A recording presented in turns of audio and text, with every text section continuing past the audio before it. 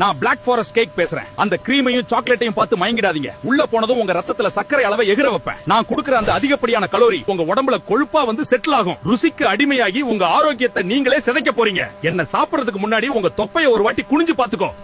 நான் தான் பஜ்ஜி.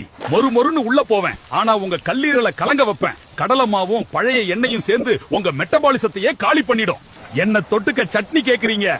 ஆனா உங்க உடம்புக்கு நான் தான் சட்னி வைப்பேன். ருசிக்கு அடிமையாகாதீங்க. உயிருக்கு ஆபத்து. நான் தான் முறுக்கு பேசுறேன். சும்மா இருக்கிற நேரத்துல என்ன தின்னு தீக்குறீங்களே.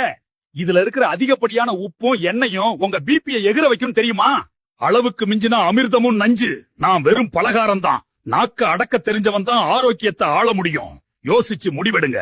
நான் தான் மெதுவட பேசுறேன். வெளிய மொறுன்னு உள்ள பஞ்சு போல இருக்கேன்னு என்ன தின்னா உள்ள போனதும் என் வேலைய காட்டுவேன். நான் குடிச்ச எண்ணெய் முழுசும் உங்க ரத்தத்துல கெட்ட கொழுப்பா வந்து சேரும்.